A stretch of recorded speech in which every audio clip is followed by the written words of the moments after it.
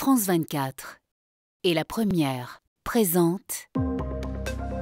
Bonjour, bienvenue dans l'Hebdo Outre-mer, votre magazine consacré à l'actualité et la découverte de ces territoires. À la une, cette semaine, les 20 ans du crash de la West Caribbean Airways, un drame encore dans la mémoire de tous les Martiniquais. On en parle dans cette édition.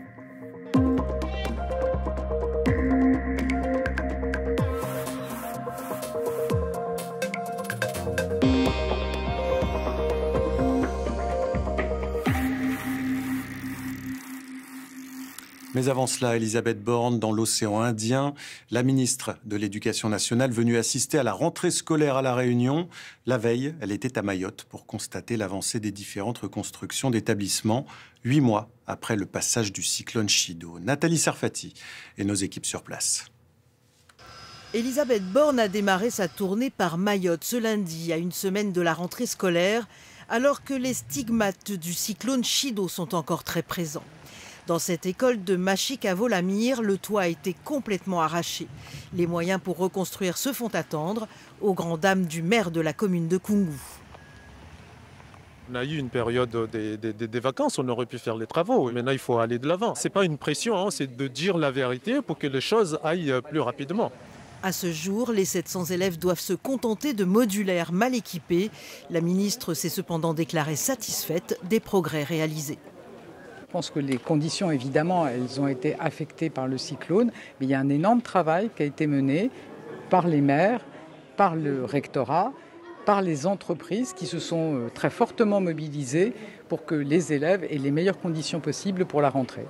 À La Réunion, mardi, c'était la rentrée des classes. Elisabeth Borne s'est rendue à l'école primaire Prima, à Saint-Denis.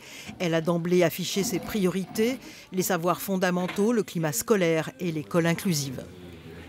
Ce qu'on appelle les pôles d'appui à la scolarité, donc 28 vont être mis en place à La Réunion. C'est sans doute la première académie qui sera totalement ouverte.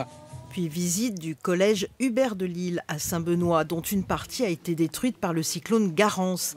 Les enseignants et parents d'élèves sont toujours dans l'attente de la reconstruction des structures endommagées.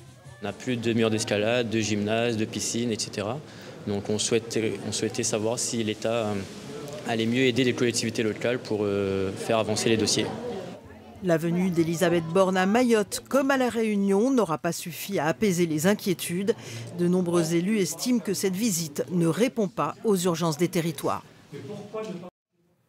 Et cette année, la rentrée n'a pas eu lieu partout à La Réunion, à Mafate. Ce cirque naturel coupé du monde, l'école de l'Îlette-à-Malheur n'a pas rouvert ses portes. En cause, le manque d'élèves. Cela soulève un autre problème pour les habitants, celui de la survie de ce village. Le reportage de Delphine Poudroux et Thierry Chapuis. À Îlette-à-Malheur, la rentrée n'aura pas eu cette année la même saveur que les autres années. Faute d'élèves, l'école de cette îlette de Mafate restera fermée. Pour les habitants, la nouvelle a été difficile à digérer. Il est triste. Il est triste parce que dans l'îlette, là, avec l'école, là, quand on tombe en maille, t'es un joie. Mais là, la plus personne, comme si qu'il est à malheur, il dort. Quoi. Sur les sentiers, ceux qui traversent régulièrement Mafate craignent que le cirque finisse par se vider. Ça serait dommage qu'il n'y ait plus du tout d'école à Mafate, en tout cas. Ça, c'est sûr. Il faut que les Mafataires restent à Mafate, que la tradition ici perdure et qu'il y ait encore de la vie ici, en fait. Parce que c'est eux qui font vivre les cirques et c'est aussi pour ça qu'on vient. Mais du côté de la mairie de la Possession, dont dépend l'Îlette-à-Malheur, on songe déjà à l'après. Nous, on a cette volonté quand même de maintenir une vie sociale et animée dans les cirques de Mafate. Nous travaillons actuellement sur une réflexion de transformer le bâtiment en maison de quartier, parce qu'aujourd'hui, il n'y a pas de maison de quartier à Mafate.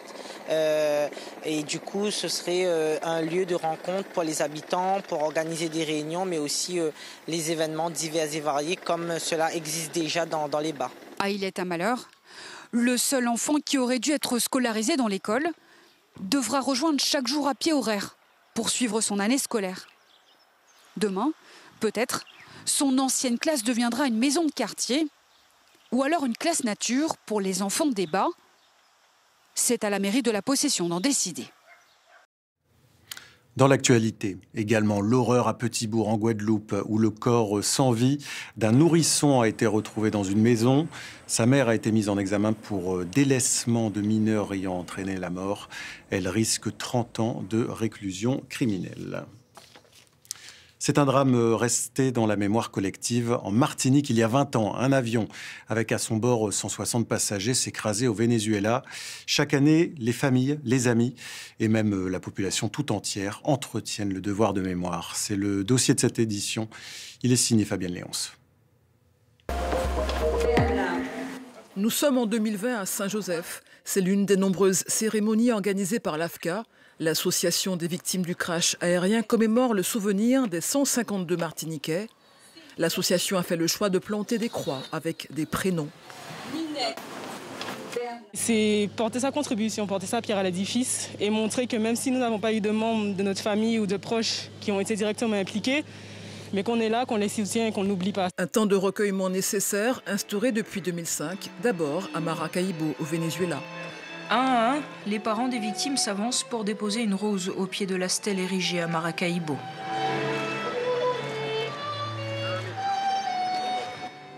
Les commémorations sont orchestrées par l'AFCA. Elles prennent des formes différentes. En 2006, à l'heure où embarquaient les 152 Martiniquais, des flambeaux déchirent la nuit. Une longue procession prend la direction de l'aéroport. L'association est également soutenue par des artistes. En 2014, Serge Billet compose ce titre. Il réunit des artistes des Antilles et de l'Afrique.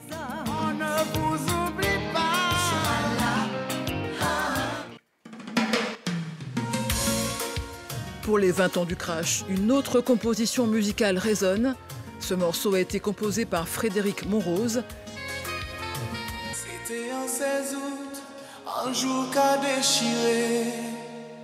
L'homme était calme, mais ciel a été qu'à plairer. Le titre, c'est le nom du vol, donc 708. Nous ne peut pas oublier. On ne peut pas oublier ce chiffre. On ne peut pas oublier toutes les personnes qui sont entrées dans cet avion. 708. Pour ce 20e anniversaire, l'AFCA a fait le choix d'un mois de commémoration avec plusieurs rendez-vous, dont un colloque qui aura lieu le 23 août prochain.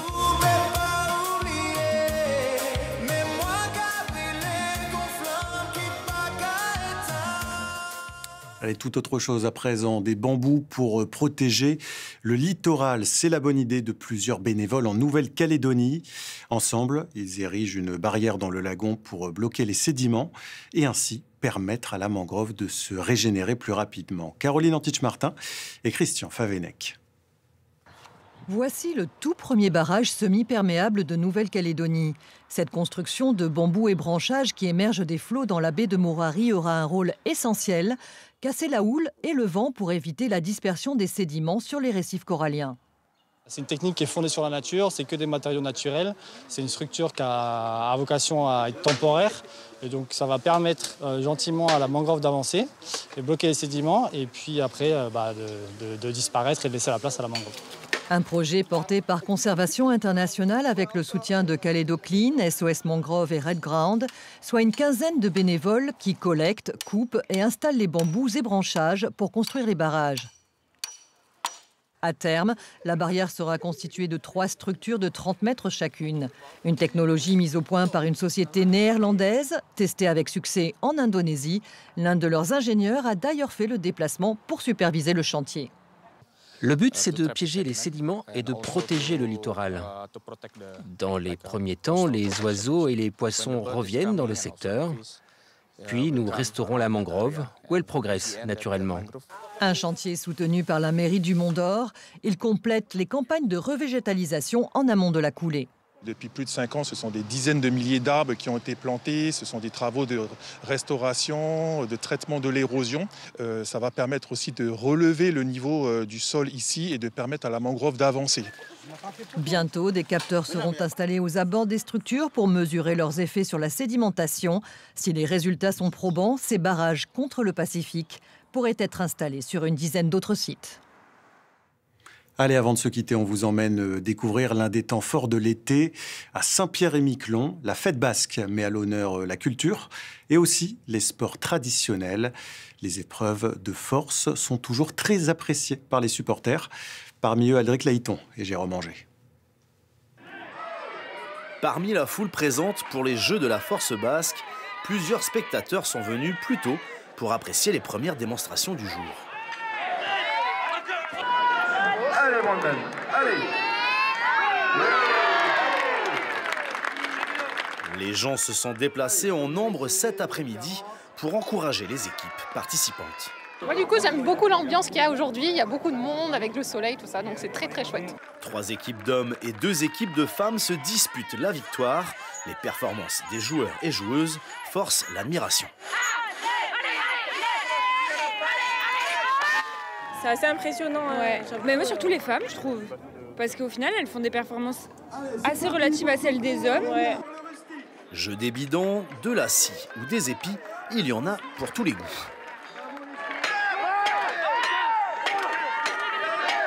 Je pense que c'est l'enclume. C'est vraiment le moment où les mecs ils donnent tout du début à la fin et il n'y a pas le moment de s'arrêter, quoi.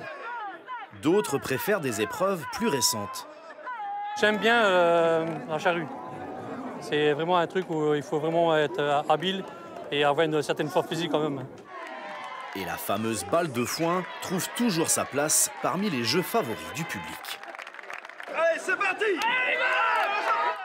Et les encouragements de la foule se poursuivent pour l'épreuve reine des Jeux de la force basque.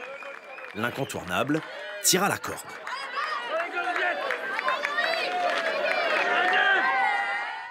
Et voilà, c'est la fin de cette édition. Merci de l'avoir suivi.